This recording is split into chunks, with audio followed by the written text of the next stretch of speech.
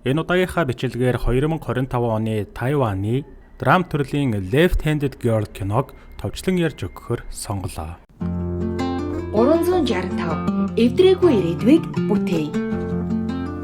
Монголиа цагдаагийн ерөнхий газар болон нийслэлийн гэмт хэрэгээс урьдчилан сэргийлэх ажлыг зохицуулах салбар зөвлөл хамтран хүүхдийн эрх, аюулгүй байдлыг хангах, гэмт хэрэг зөрчлөөс урьдчилан сэргийлэх, хүүхдийн хүмүүжил, төлөвшил, хөгжил, эцэг эхийн үүрэг хариуцлагыг нэмэгдүүлэх, үе тэнгийн дээрлэхэлтгүй харилцааг нийгмийн соёл болгон төлөвшүүлэх зорилгоор 365 эвдрээгүй ирээдүг бүтээе. Аяныг 2026 оны 4-р сарын 13-ны өдрөөс улсын хэмжээнд эхлүүлээд байна. Цагдаагийн байгууллагад бүртгэгдсэн мэдээлэлээс үзэхэд захин орчинтой холбоотой хүүхдийн эсрэг гэмт хэрэг зөрчлийн эзлэх хувь жилээс жилд өсөх хандлагатай болжээ. Үе тэнгийн дээрлэхэлтийн их тохиолдол нь олон нийтийн сүлжээнд олон янзын хэлбэрээр үйлдэгдэж байгаа юм. Үүгээрч зогсохгүй боловсролын байгууллагын орчинд бүртгэгдсэн дээрлэхэлтийн 41.4% нь захим орчинтой хавсарсан хэлбэртэй байгаа нь асуудал улмал нарийн далд хэлбэрт шилжиж байгааг харуулж байгаа. Захим дээрлэхэлт нь маш олон хэлбэрээр илэрч байгаа нь захим бус уламжлалт дээрлэхэлтээс ялгаатай нь 24 цагийн турш тасралтгүй үргэлжилж олон хүнд дарахж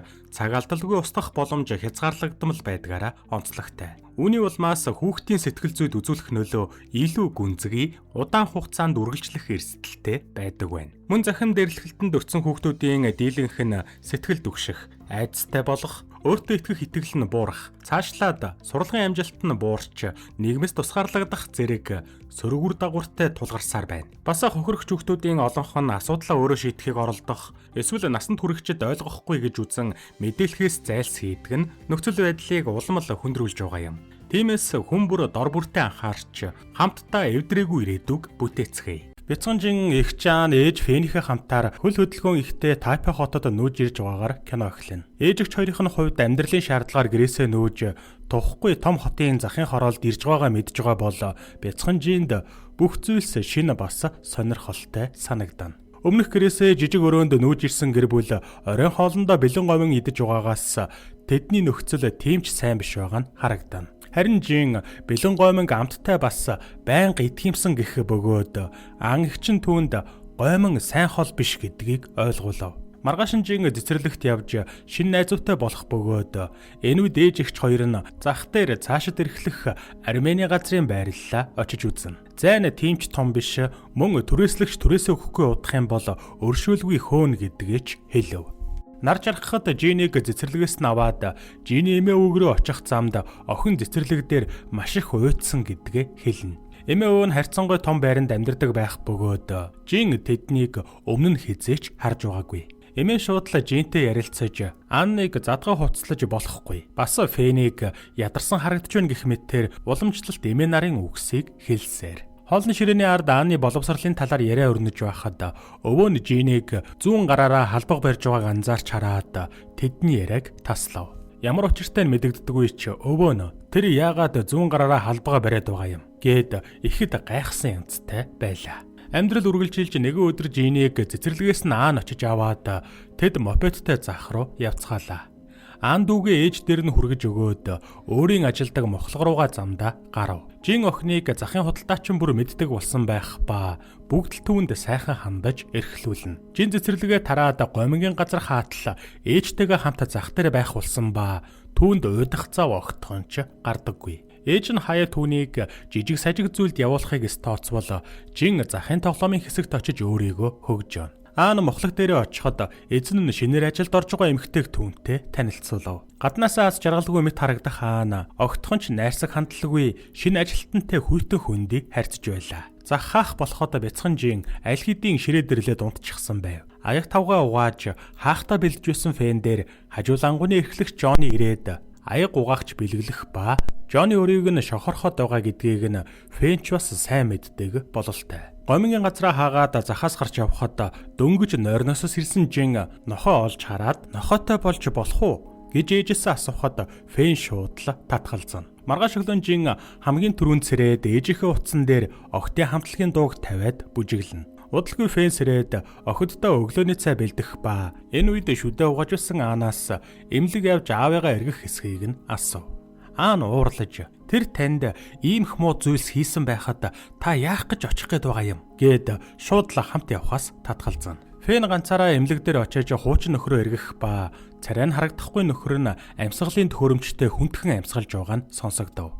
Фэн олон зүйл ярилгүй битгий их тамхи татгаж хэлээ бицтэй гэх үйлбэрэл хэлнэ. Хуучин нөхөрт нь амьд явах хугацаа бараг л үлдээгүй бөгөөд Фэн өөрийг нь зоож байсан нөхрөө ганцаараа нь өхүүлэхийг хүсэлгүй ойр ойрхон эргэхээр шийднэ. Маргааш нь дүүгээ цэцэрлэгээс нь очиж аваарай гэж аанд захиад аавыг нь удахгүй өөх гэж байгааг хэлэхэд аана тэр хүртэх ёстойгоо л хүртэж байна гэж хэлээд огтхонч нүүр өгсөнгүй. Тагтан дээрээ тамхи татан зогсох Фэн аантай огт маргалдалгүй дуугүй л юм бодож гөлөрсөөр. Аана очмоор байвал оч гэд өнгөрсөн 10 жилд тэр хүн сохор зоос чамаагүй хураасан байвал тэр нь биднийх шүү гэж нэмж хэлнэ. Энэ үед Фэн цаашид дуугүй байж чадлагүй аантай маргалдав. Жин хэний талаар яриад байгааг нь ойлгохгүй. Хэн сохор зоос хураасан юм гэж асуугаад ээжигч хоёртоо загнууллаа. Аана төрсөн эцгээ үнэн голосоо үзээ ядах бөгөөд ээжтэй мэдэгдэлгүй жинийг дагуулж эмнэлэг дээр очиж удахгүй өөх гэж байгаа эцгээгээ огтхон ч өрөвдлгүй дээрлэхнэ. Гаднаас жин угаалгын өрөө ормоор байна гэд тэдэн рүү орж ирэхэд аана аав руугаа хараад харж байна уу? Та ээжийг өөрийнх чинь насаараа хүлээнэ гэж ботсон уу? Тэр өөр эртээ учирсан. Ээжийг дахиж энд ирэх юм бол битгий намайг эрэг гэж хэлээрэ гэд ширүүхэн хилчгээд гарч одлоо. Эмнэлгээс гарч явхад энэ хүн хий юм гэд эгчээсээ жин асуухад маш их ууралсан байсан аан дүүгээ загнаж энд ирсэн гэж ээжэд хэлэх юм бол харандаануудыг чинь хугална гэж айлгаад жинийг ойлуулчихав. Гэртээ ирсэн хойноо ч аана ээжтэйг дахин маргалдах бөгөөд тэдний ярианаас үхэх гэж байгаа эцэг нь тэднийг асар их өрөнд оруулаад зүгтаасан байж таарав. Аана түүнээс уулж төлсөн өр асар их байхад ахиж очих шаардлагагүй гэж үзэж байхад Фэн тэртээ тэргүүх гэж байгаа хүнийг оршилсон хойно бүх зүйл дуусна гэж үзэж байлаа. Эгчээч хоёр нь зав муутай байсан тул жинийг эмээ өвөө дээр нь хэсэг байлгахаар болов. Жин өвөөгөө хизэж усанд ордоггүй өмхий дүүфүү шиг үнэртэй гэхэд аана гомдлоод байлгүй эмээ өвгийнхөө үгэнд ороорой гэж захина. Жин охины өвөө эмээгиндээ байсан цаг хугацаа үнэхээр уйтгартай байлаа. Өвөө зүүн гараа ашиглаж хоолоо идэж зурх жинийг баруун гартай болгох гэж оролдоно. Харин эмээ нь хууль бус цагаачлалын сүлжээ ажилуулдаг. Маш сайн мөнгө олдогч эмээ өвөө нь хуучинсаг хүмүүс тул нэгэнт хүний ихнэр болсон Фэнд туслана гэж бараг л байхгүй. Өвөгийн хувьд зүүн гараа ашиглах нь муу ёр бөгөөд бяцхан жин тэр зүйлийн талаар огтхонч мэдэхгүй. Хэдий эмээ нь өвөөг нь мухар сүсгтэй гэж загнадагч эмээг нь байхгүй байх хооронд өвөө нь жинийг баруун гартай болгох гэж бүхэл чадлаараа хичээж байв. Жинд ойлгуулах гээд зүүн гар бол жөтгөрийнх гээд өвөө нь тайлбарлахад жин өвөөгийнхөө үгэнд итгэж зүүн гараа удаан ширтэн. Гэртээ эргэн ирэхэд Фэний нас барсан нөхрөөс Меркат гэх амтан үлдсэн байх ба жин шууд л гүүгүү гэж нэрлэдэг. Жин охин зүүн гараа жөтгөрийнх гэж итгэсэн болохоор зүүн гараа ашиглаж зах дээрээс бугуйч чуулгайлах ба гэртээ ирсэн өнөө гүүгүүд бугуйчаа харуулж чөтгөрийн гар надад энийг авч өгсөн гэж тайлбарлана. Энэ үед Фэний түрээс нэмэгдээд хүндхэн байдалтай байхад жин зүүн гарын хулгайгаа буруу зүйл гэж мэдлгүй хийсээр л байлаа. Фэнийг түрээсээ асуудалтай болсон анзаарсан Жонни түүнтэй хамт шар айраг ууж байхдаа мөнгө хэрэгтэй бол надаас зээлээрэ. Тэгэхэд Фэн хэрэггүй гэж хэлээд татгалзана. Жонни өөрт нь санаа тавиад байгааг анзаарсан Фэн хэдийгээр мөнгө авдаггүй ч түүнийг гэртээ урьж үргэлжлүүлэн уухаар болцгооно. Аан 10 жилд хамт сурдаг байсан найзуудтайгаа нэг үйлчлэгт очиход хуучны найз нь түүнийг их сургуульд сурчгаа гэж ботсон гэдгээ хэлв. Аав нь гэр бүлээ баллаж зогтсон цагаас хойш Аанны мөрөөдөл нурсан юм. Иймд Аан шууд л үйлчлэгийг орхиж гэрлүүгээ явлаа. Нөгөө талд Жинийг өрөөндөө байх хооронд Фэн Жонни хоёр үргэлжлүүлэн ууцгах бөгөөд тэд нилээд цогтоод яг дотны харилцаанд орох гэж байх үед Фэн дасраад унтаад өгөв. Жонни Фэний дээгүүр хүнжил нөмрүүлж хувцас засаад гарах гэж байхад гаднаас Аан орж ирээд яагаад яваагүй байгаа юм гэх мэтээр Жоннитэй тааламжгүй харилцсан. Бяцхан жин унтаж байхад Аан хажуугаар нь орж хэвтээд өөрийн амьдралыг үзен ядаж дэсэлгүй уйллаа. Маргааш нь Фэн Жинийг дагуулад ломбард орж үнэт эдлэлээ тавьж мөнгө авна. Энэ үед жин охин ээжигээ юу хийгээд байгааг анхааралтай ажиглана. Дараа нь Фэн охиноо дагуулад ээжигч нартайгаа уулзав. Түүнд түрээсийн мөнгнөөс гадна нас барсан нөхрийнх нь оршуулганд хэрэглэгдэх мөнгө хэрэгтэй байсан тул тэдэнд үүнийгээ хэлэхээс өөр сонголт байсангүй. Ээж эгч нар нь эрс эсэргүүцэх бөгөөд гэр бүл биш болсон хойно түүнд мөнгө зарцуулах хэрэггүй гэж ятгахна. Фэн нас барсан нөхрийнхөө цорын ганц гэр бүл нь болохоор ядчил оршуулгыг нь хийх ёстой гэж үзэх ба харамсалтай нь ээж эгч дүү нар нь түүнд туслахаас татгалзана. Нөгөө талд Ааны асуудал дуусаагүй байлаа. Тэр энэ хугацаанд Монголын эзэн Минтэй дотно харилцаатай байсан ба ажил хийж байх үед нь дотор нь муухайрч гэртээ ирээд тестлээд үзэхэд жирэмсэлсэн байж таарна. Жинийг бөмбөг шидэхэд гүүгүү бөмбөгний хойноос гүйв. Жин хажуугаар нь зураг зурж байсан ба санамсаргүй зүүн гараараа бөмбөгийг нэлээд хүчтэй шидтэл бөмбөг дагтнаас унаж араас нь гүүгүүч үсрээд мотоциклтэй явж исэн хүний дээр унаад өгчхөв. Зурагтаар Тэнгэрээс Америкт унаад ирсэн гэх мэдээ гарч байх ба уйлгнах Жин гүүгүүг очиж харж болох уу гэж ээжээсээ гуйхад Фэн байранда амтан тэжээж байсныг нь түрээслүүлэгч нь мэдэх юм бол өөрсдийг нь хөөнө гэж Жинд тайлбарлана. Жин энэ явдалд жөтгөрийн зүүн гараа буруутгалаа. Хэд өдрийн дараа Ааныг ажил дээрээ сууж байхад нэгэн галзууртлаа уралсан эмэгтэй өөрийг нь сургалж ирэх ба Ааны гарнаас нь чангааж гаргаад нөхөртөө нь унтсан гэж буруутгав. Энэ хугацаанд Монголын эзэн Мин эхнэрээсээ салсан гэж худлаа хэлж байсан бөгөөд өөрийгөө ч бас хуурдсан гэдгийг ойлгосон Аана Минийг эхнэртэй нь хамтд нь доромжлоод яг явхдаа нөхөр чинь намайг жирэмссэн болгосон гэж хэлнэ. Минч тэр эхнэрэнч тэр ангайн хоцорлоо. Нөгөө талд Жин гүүгүүгийн хойноос гашуудаж жөтгөрийн зүүн гараа заазураар тайрах гэж оролдсон боловч айсандаа чадсангүй. Иймд Жонигоос мөнгө зээлж альчуур худалдаж аваад зүүн гараа ороо. Ядчил байхад захын түрээслүүлэгч түрээсээ төлгөж Фэнийг дарамтласаар. Уйлан суух Фэн дээр Жоны ирээд туслая гэж дахин нэг удаа хэлэхэд Фэн бас л татгалзана. Захаач гэртээ ирэхэд Аана тамхи татаа твтж байх бөгөөд Фэн ажилласаа халагдсныг шууд л ойлгов.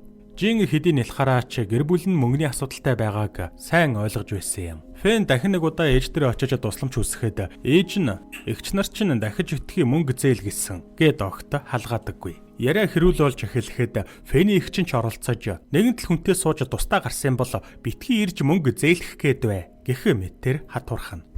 Нарийн учрыг нь сайн ойлгохгүй байгаа ч Жин уг хэрүүлийг ажиглаж байсан ба ядагч байсан ээждээ мөнгө олж өгөхөр шийдлээ. Жин жөтгөрийн зүүн гарнаасаа альчуураас салгаад ширээн дээр байсан эмээгийнхээ шар тогтоотой зүйлийг шүүрэн аваад цүнхэлчихв.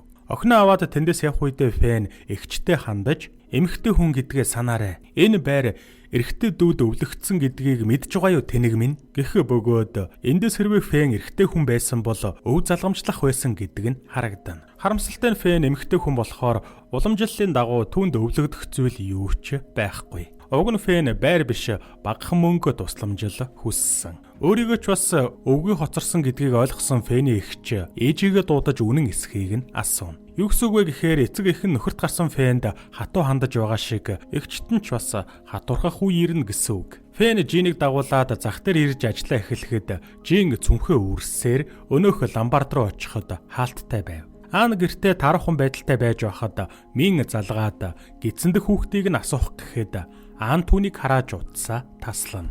Удалгүй Аана гидсээ барьсаар угаалгын руу орох ба эндээс тэр эм ууж үр хөндлөлт хийсэн нь харагдана. Харин Мин ямар шалтгаантай нь мэдэгдэхгүй ч Ааныг гидсэнд байгаа хүүхдэд анхаарал хандуулж байгаа нь илт байлаа. Жин эмигийн гэртээ цагдаа нар ирээд нэгжлэг хийх бичлэг үзүүлэхэд бүх зүйл нурах шиг л болно. Учир нь эмээ нь хууль бос цагаачлалын газар ажиллаулдаг шүү дээ. Цагдаа нар хайсан зүйлээ олоогүй ба олон хүний гадаад паспорт хадгалсан байсан шар тогтоо нь яагаад ч юм алга болж эмээд нь аз таарав. Тэд ч яаж юм зүйл тохиолдсон байж болох вэ гэд учраа олохгүй сууцгааж байлаа. Бяцхан Жин цэцэрлэгээс нууцаар гараад өнөөх шар тогтоотой зүйлээ ламбаартанд очиж өгөөд мөнгө болгох гэж оролдоно. Бяцхан Жин 5 настай болохоор тогтоотой гадаад паспортуудыг үнэт зүйл гэж боджээ. Ааны гэртээ байхад ламбаарднаас дуудлага ирснээр Аан шууд л Жинийг авахар очив. Дүүтэйгээ ярилцахад Жин ээждээ мөнгө олж өгөх гээд чөтгөрийн гараа ашигласан юм гэж хэлэх бөгөөд Аана гайхаж бүр лавшруулан асууж эхлэв. Явж жиний толгойг угаасан хүнийг өвөөнө байсныг Аан олж мэднэ. Аан жинийг дагуулад өвөө эмээгийнхээ гэрт очиж паспортуудыг өгөхөд эмээгээ шоронд орохоос аварлаа гэд жинийг үнсэх нь холгүй байлаа. Аан эмээгээ болиулаад өвөөтэйгөө ярилцаж жинт хэлсэн зүйлээ залруулахыг хүсв.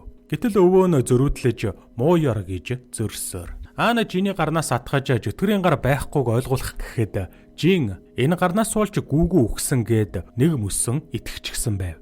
Аан дахин нэг удаа сайтар тайлбарлаж өгөөд дараа нь гэрлүүгээ буцаж жиний хулгайлсан зүйлсийг нь олж харна. Жин би биш жүтгэрийн гарал ингэсэн гэд бүр төөрөгдөлтөй автсан байв. Аан дүүгээ дагуулсаар зах руу очиж ээжтэй нэг доктортой зүйл өгнө. Фэн задлаад үцхэд ээж нь мөнгө илгээсэн байлаа. Дараа нь Аан жинийг хөтлөөд захар дагуулж алхаад хулгайлсан эд зүйлсийг нь өөрөөр нь буцааж өгүүлж уучлалт гуйлгуулав. Захын худалдаачид жин охинд угийн сайн ханддаг байсан болохоор хэрэгтэй бол хэлж байж авч байгаарэ гэд тэр дорол түүнийг уучлсаар. Удалгүй эмээгийнх нь 60 насны төрсөн өдөр болж бүгд л хамгийн сайхан хувцас өмсөж хүлээн авалтанд бэлтгэн. Жинч мөн адил даашин зөмсөв. Фэн хүлээн авалтанд Жоннитэй хамт очсон ба баярын өдөр болохоор бүгд л аз жаргалтай харагдана. Хүлээн авалтанд Фэний эрэгтэй дүү Аачич бас ирсэн байлаа. Фэн Жонниг эгч дүү нартайгаа танилцуулаад ширээнд суухаар болоход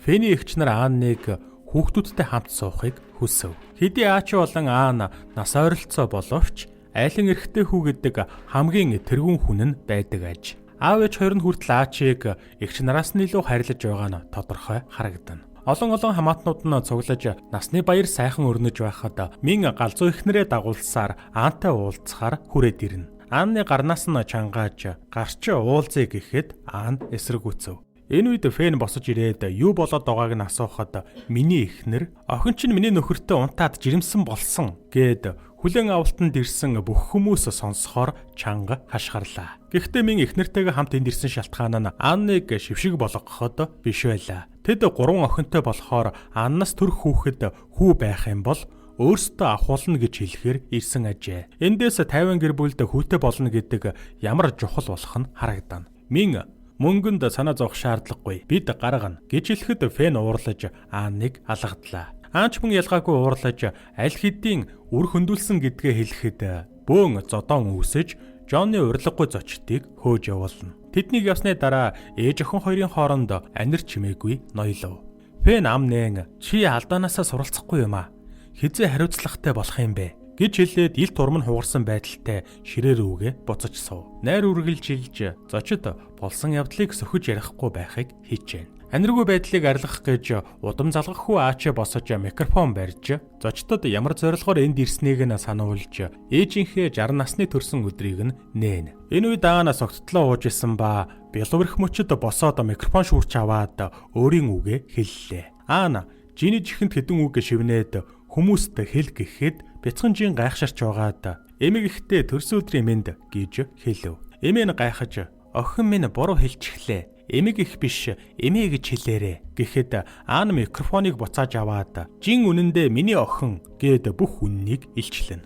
Фэн нас барсан нөхөр нь түүнийг хайж явхад өөр хүнтэй огт уулзраагүй ба жинийг өөрийн охин гэж хүмүүст хэлсэн шалтгаан нь Ааныг хамгаалах гэсэндээ л хийсэн алхан байжээ. Бүх үннийг мэдсэн эмээ нь цочирталтанд ороод ийм зүйлийг өрөөс нь нуусан Фэнийг буруутгана.